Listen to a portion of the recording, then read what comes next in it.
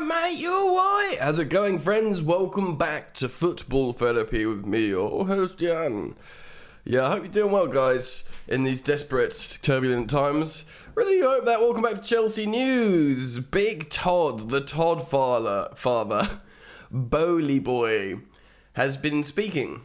I'm scared, ladies and gentlemen. I'll tell you why, because the future is scary. AI's here to take over our lives, and there's cyber pirates all over the gaff trying to steal our identity and information. Thank goodness I'm sponsored by Surfshark, the best VPN out there. VPN being Virtual Private Network, which is a service that moves your computer's identity away so you can feel safe and incubated. Safety is a priority, and hiding your device's identity and moving it somewhere else will keep you safe. Surfshark will do that for you, and you can live with that extra comfort in this terrifying modern world. It's not just about safety, it's also about enjoyment. So tempted to make a ribbed Durex joke here. Certain pieces of media on the internet are only available for certain locations. Ha! But if you have a VPN, you can move over to said location, and suddenly, said media will be unlocked. Of course, this is something else you can do with Surfshark. And something that I always do personally is I utilize Surfshark on Netflix. This wonderful VPN service allows you to choose a destination country, move your location over to that country, and instantly you'll get that country's version of Netflix with all their shows and all their different media. Talk about getting a bang for your buck in terms of your Netflix subscription. Surfshark is great value, and if you use my code FOOTBALL, you will get 3 months free of this wonderful service. That's right, use my code FOOTBALL for 3 months free. Go check out Surfshark now. Click the link in the top of the description to go and enjoy this wonderful service with 3 months free. Mwah. Not directly to the fans, as we would all probably would like. And in fact, either well, probably not he or Igbali, but the sporting directors, there feels like there should be some sort of direct communication between the club hierarchy and the fans, and indeed the world of football. An explanation of what's happening. Maybe not an explanation of what's happening right now, because they obviously wouldn't have planned for it. Because an explanation of what's happening right now would be, this is bad. See you later. But, to reinforce their ideas, like to explain how this is the plan, this is what we're doing to execute the plan. Do you know what I mean? Just a little bit of communication, a little bit of just put some imbuing confidence into Chelsea fans, and actually having the media the media's constantly slagging Chelsea off, and the Chelsea ownership. You guys probably know my position, which is one of obvious frustration in terms of this season, but the grand sort of scheme I generally endorse and subscribe to. Todd Boehly has spoken out at a conference, as he and Igbali do. They don't speak to the fans. Clearly, it's just not their style. And he's offered a bit of insight of, what their long-term plan is. And we're going to discuss that today in his words, his comments. I'll be citing the Athletic, Simon Johnson article. It talks about it. And we can dissect that together and think about moving forwards. I am also thinking of doing some other content of players, maybe like a tier list stuff, I don't know, but something about players and how they can feature under new boss Mauricio Pochettino, if indeed he does go over the line, which we all expect him to do so. So, thanks for joining me. I'd also, my brain is on one cylinder today. Suggest you subscribe if you want to, hit the bell, and I'll thank you all for liking the video, because that's really lovely and sweet of you, so thanks for doing that. Alright then, I'm just going to sip my coffee in the hope that it fires up my brain. Chance will be a fine thing. Right then! Well, that was a bit loud. Simon Johnson says, Chelsea owner Todd Boehly has promised the fans that the club will get right and they'll turn the London side into winners. Winners again, my ruddy... I'm not letting Mia in because she would just chew cables. After the 3-1 defeat to Arsenal on Tuesday, which I'm not going to go over for a third time, but it's not just about the defeat, it's about that first half, just killing me a little bit inside. Killing me softly with up-bed football. Beautiful tones there. It was our 6th consecutive defeat, thank you. Chelsea are now winless in their last 9 games in all competitions and sit 12th. The Boehly Clear Lake Consortium will celebrate their 1-year anniversary since taking charge on May the 30th. Yay! Spending loads of money and, taking loads of heat. Despite their poor run of form during the campaign, Boehly remains optimistic about what the future will bring. Well, that's good. It would be really sad if he was just negative and pessimistic, like, yeah, this is terrible and it's going to get worse. And I don't know why we've done this. That would not be helpful or inspire confidence.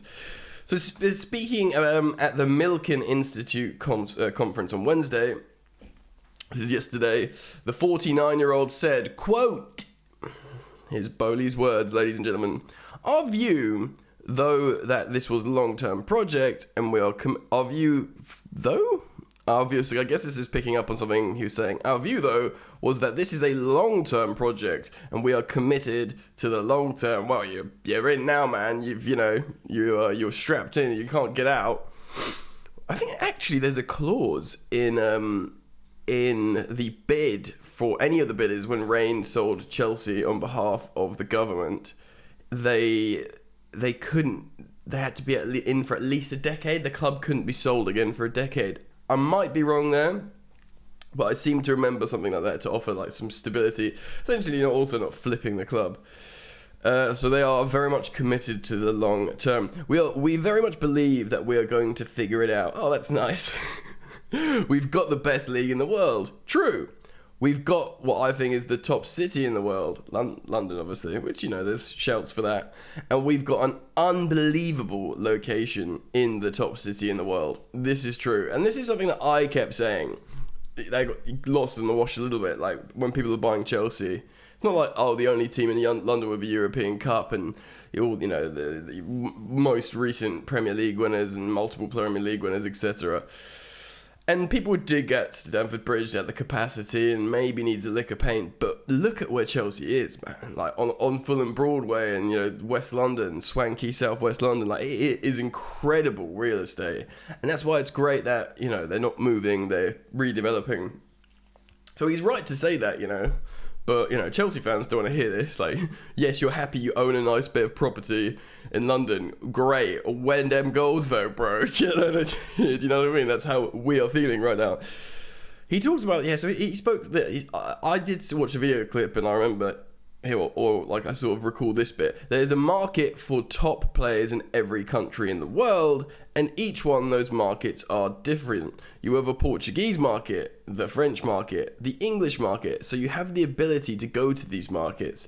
Then, of course, you have to build a team. Your coach is the conductor of the team. So when he started talking about markets, I thought this was like a deflection. It wasn't really answering the question that the guy was asking him. He was like, you bought Chelsea, why? the interviewer, or the speaker at the time was like, the English football fans are very, very passionate. It's not like anything else, which is true, really. It's like a religious thing almost with English football fans. And rather than saying like, yeah, I get it, and he just started talking about the markets and building a team, which was like a weird, peculiar riposte to that. And yes, essentially what he's saying is there's different leagues in different countries. You can buy those players and then you can build a team and the coach is the conductor of the team. Great. Halfway there, Todd. You've grasped the basic concept. I feel so much better that you hired sporting directors at this point because it's, come on, bro. So since taking over at Stamford Bridge, we've spent over £500 million on new players, few of whom have justified their transfer fees thus far. Amen. Well, not few. Hold on, let's just quickly do this. Enzo, I think, will justify it. Mudryk, 62 million up front. We saw briefly against Arsenal that the raw talent. So, Noni was 29, he scored a goal. You'd have to say waste of money with Aubameyang with only a little amount. Sterling at the time looked like a really good deal, 47 million for a multiple Premier League winner, an important player for England, and may still stay, but you could argue he was a waste of money in that sense. Cucurella, top of that list. Because, like, you know, Badiashile, good signing. Wesley Fofana, I think will look like a great deal in long term. So, yeah, I guess, like, you know, Koulibaly, I suppose, had a couple good games. You know, we did signing Koulibaly for, like, £34 million or whatever. It didn't seem like a bad deal. You're getting Koulibaly. He's just won AFCON. It is still that guy. Obviously, he's a bit older now, but... yeah, see, I guess him and Cucurella. Comment down below who you think was the biggest waste of money. I'd be very interested in reading those comments. So the club is expected to trade heavily in the summer window, with many sales planned to help comply with the financial fair play rules, as well as to fund some signings in key positions, and have been heavily criticised for their business they have been heavily criticised for their business so far, but Boehly suggests they have learned from the experience. You'd ruddy hope so, mate. Yeah. Also, we're going to have to attract players with absolutely no European football to offer them, which is a big thing.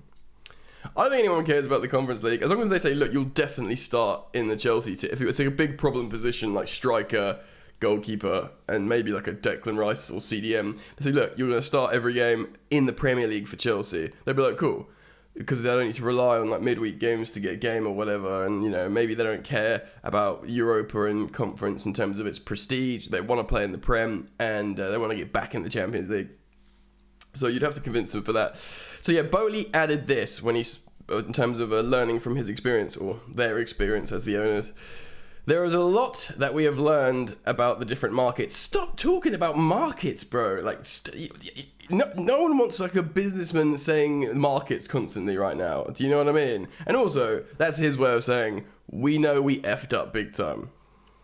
The global aspect of it all. The fans are demanding, they want to win, and we get that. We want to win. And I do genuinely believe that, by the way. They're not there for a good time, for branding and dividends. They've spent money to win. You know, before, for other teams, he spoke about winning. Like, you know, this guy interviewing him, he spoke about his other teams, like that he's got a stake in the Lakers. You know, he's a big owner of the Dodgers, the baseball team. So both his respective basketball team and baseball team are doing well. Like the Dodgers always do well. I think they're having both good seasons. That's what they implied.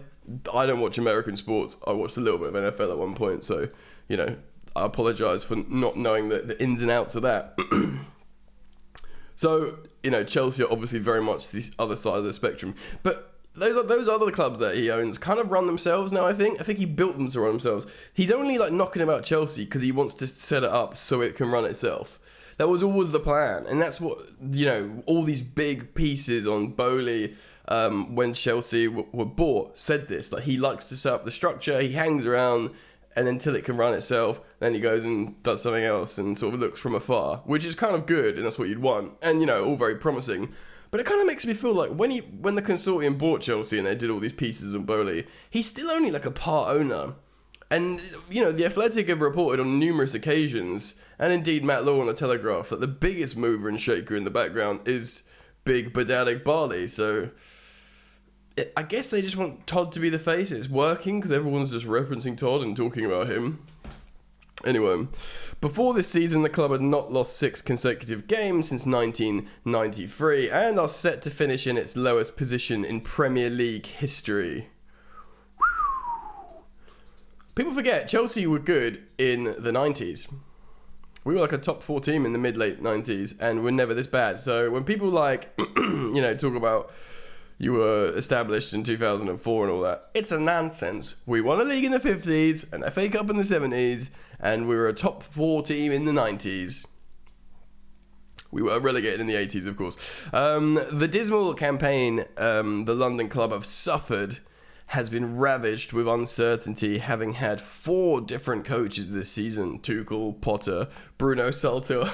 Bruno just catching strays constantly in these statements or pieces. Like, I've had 4 managers. Bruno Salto was there. Bro, he did not want to be there. He just stepped in and got a draw against Liverpool, which at the moment is looking like a masterclass.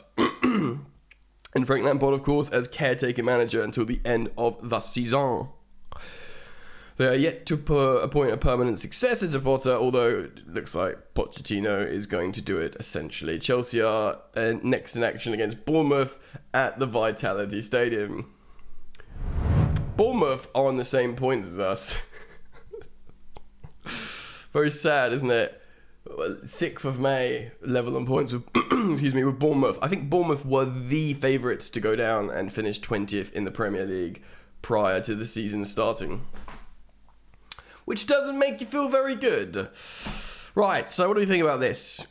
Good that he's talking about Chelsea. These guys love their conferences, don't they? Like him and Iqbali. I mean, it is helpful for us, you know, because owners generally don't talk, do they? Do you know what I mean? They generally don't speak out. So it is good for us. It is good for us, I think. You know, long-term project. We've learned from this. You know, we want to win. All right, bro. Well, if you have learned, you've got a lot of fixing to do. And to be honest, I'm just fuming at the players as well. I think they have clocked out. They've checked out. And it's very, very frustrating. But let me know what you think, man. I'm very keen to learn your thoughts, feelings, and opinions on this. Thanks for joining me, dear sweet friends. Thank you for liking, subscribing, and hitting the sweet, sweet bell, baby. I've got my tones back. Do go check out Surfshark by clicking the link in the top of the description. One love. You ain't so tough with that bad boy tuck. I'ma get it how I'm living, I'ma walk the walk. Outline my lines, I rap through thought. Body bag the verse, outlined in chalk. In my life seen trouble, hustle on the double. Silence on the trigger like my pick got a muzzle. Yo, chick like to guzzle, bad boy stay in trouble. I only love this paper, sorry I don't. I laugh me, baby.